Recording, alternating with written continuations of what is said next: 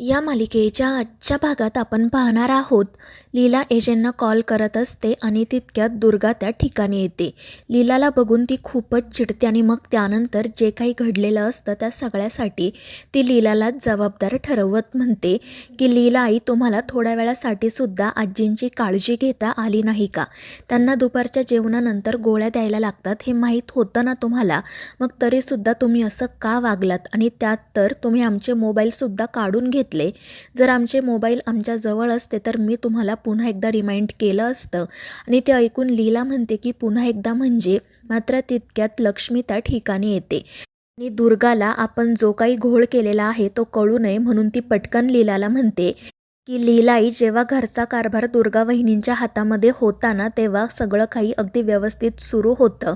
आजींच्या बाबतीत अशी चूक कधीही घडली नव्हती. मात्र तुम्ही बघा काय केलं ते. तुमच्यामुळे आजींची काय अवस्था झाली आहे. आम्ही कधीच तुम्हाला माफ करणार नाही. आणि ते ऐकून लीलाला तर खूप वाईट वाटतं आणि मग त्याचवेळी यश डॉक्टरांना घेऊन त्या ठिकाणी येतो. त्यामुळे लक्ष्मी आणि दुर्गा लगेच आजींकडे जाण्यासाठी निघतात. मात्र त्याआधी दुर्गा लीलाला सांगते की तुम्ही आतमध्ये येऊ नका. आत्तापर्यंत जे काही केलं आहे ना ते पुरेसं आहे. त्यानंतर मग डॉक्टर आजींना चेक करतात. सगळेच जण खूप काळजीत असतात. तर लीला रडतच गणपती बाप्पाकडे जाते आणि प्रार्थना करत म्हणते की माझ्याकडून खूप मोठी चूक झाली आहे, मला माफ कर आणि या चुकीची मला हवी ती शिक्षा दे, पण फक्त आजींना लवकरात लवकर बरं कर. मी हे सगळं मुद्दाम केलेलं नाही आहे. जर मला त्या गोळ्यांबद्दल माहिती असतं तर मी आजींना लगेच गोळी दिली असती. मात्र मी त्या एजंटना पत्र लिहित बसले आणि आजींकडे दुर्लक्ष झालं. तर दुसरीकडे एजेसुद्धा घरी आलेले असतात. ते किशोरला काय झाले ते विचारतात. किशोर घडलेला प्रकार सांगतो आणि एजे आजींकडे जाण्यासाठी निघतात. पण तितक्यात लीला त्या ठिकाणी येते. पण ती काही बोलणार त्याआधीच एजे म्हणतात की लीला, आपण नंतर बोलूयात आणि ते सरळ तेथून निघून जातात. त्यामुळे लीला घाबरते. दुसरीकडे डॉक्टरांनी आजीला चेक केलेले असते. तितक्यात एजे त्या ठिकाणी येत काय झाले ते विचारतात. तर डॉक्टर म्हणत असतात की एजे, मला माहिती आहे तुम्ही खरंच खूप बिझी असता. मात्र तुम्हाला आजींची काळजी यापुढे घ्यावी लागणार आहे. त्यांच्या गोळ्यांचा डोस मिस झाला होता आणि त्यामुळे त्यांची अशी अवस्था झाली आहे. मी त्यांना इंजेक्शन दिले, थोड्या वेळात बरं वाटेल आणि त्यामुळे एजेंची काळजी मिटते. त्यानंतर दुर्गा विराजला त्या ठिकाणी बोलावून घेते आणि डॉक्टरांना बाहेर सोडायला सांगते. आणि मग ती एजेंना लीलाविषयी सांगणार. पण त्याआधीच एजे म्हणतात की थांब दुर्गा, आत्ता आईला काहीतरी खायला देणं महत्त्वाचं आहे आणि ते सरळ बाहेर जातात. तर दुर्गा यशला आजींजवळ बसायला सांगते आणि तीसुद्धा एजेंटच्या पाठोपाठ बाहेर जाते. बाहेर गेल्यावर ती पुन्हा एजेंना थांबवत म्हणते की आजींची ही अवस्था फक्त आणि फक्त लीलामुळे झाली आहे. लीलाला सांगूनसुद्धा तिने आजींना गोळ्या दिल्या नाहीत आणि इतकंच नाही तर तिने आमचे मोबाईलसुद्धा काढून घेतले. त्यामुळे आम्हाला आजींना कॉलसुद्धा करता आला नाही किंवा तिलासुद्धा रिमाइंड करता आलं नाही. या सगळ्याला कारणीभूत फक्त लीला आहे. आणि ते ऐकून एजे चिडतात आणि विचारतात की लीला कुठे आहे? तितक्यात लीला किचनमधून बाहेर येत म्हणते की एजे, मी इथे आहे, हळद शोधत होते. आणि ते ऐकून सगळेच जण तिच्याकडे आश्चर्याने बघू लागतात. एजे तिच्याजवळ जात म्हणतात की तू किचनमध्ये काय करते? तर लीला त्यांना सांगते की आजींना भूक लागली असेल ना आणि त्यांना गोळ्यासुद्धा घ्यायच्या असतील म्हणून मी त्यांच्यासाठी मुगाचं कढण केलं आहे. तुम्ही प्लीज एकदा टेस्ट करून बघा. आणि त्यावर एजे हो म्हणतात.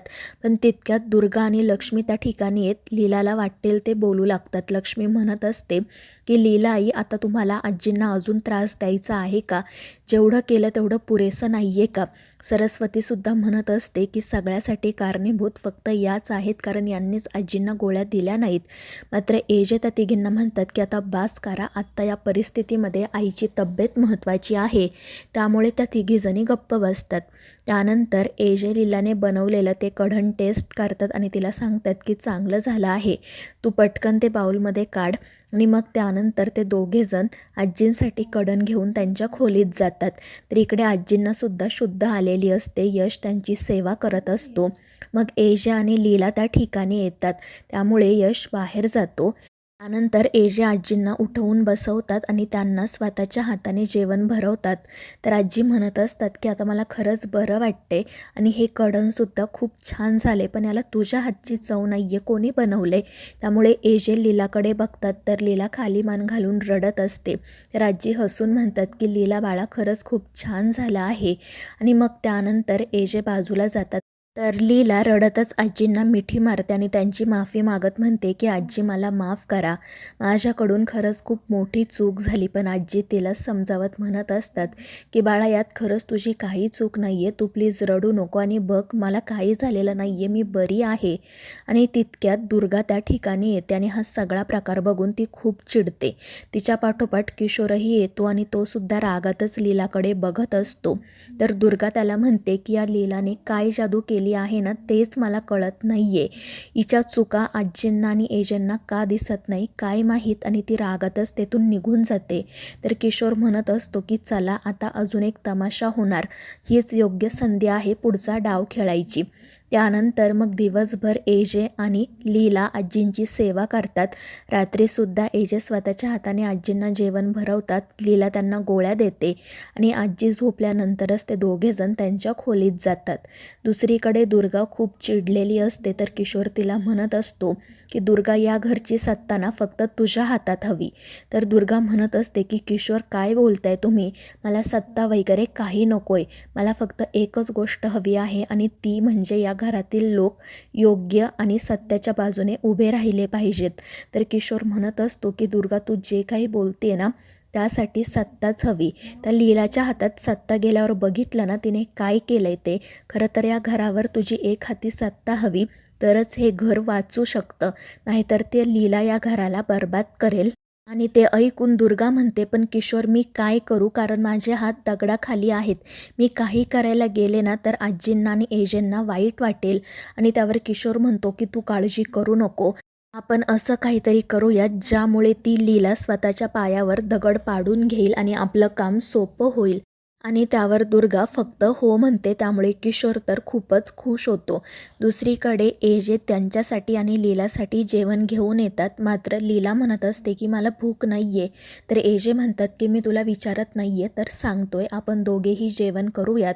आणि मग त्यानंतर ते स्वतःहून लीलाला म्हणतात की लीला, मला माहिती आहे आज तुझ्याकडून खूप मोठी चूक झाली, पण मला हे सुद्धा माहिती आहे की तू हे सगळं मुद्दाम केलेलं नाही आहे.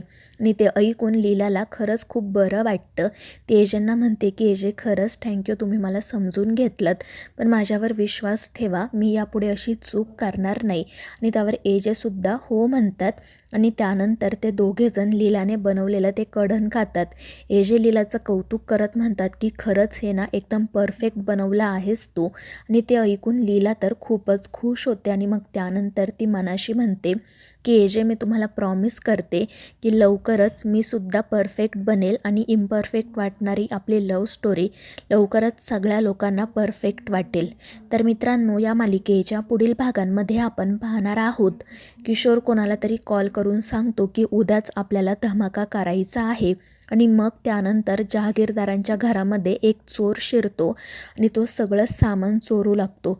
पण तितक्यात लीला त्या ठिकाणी येते. मात्र तो चोर तिच्या डोक्यात वार करतो, त्यामुळे ती बेशुद्ध पडते. तर मित्रांनो, या मालिकेच्या पुढील भागांच्या अपडेटसाठी आपल्या चॅनेलला सबस्क्राईब करा.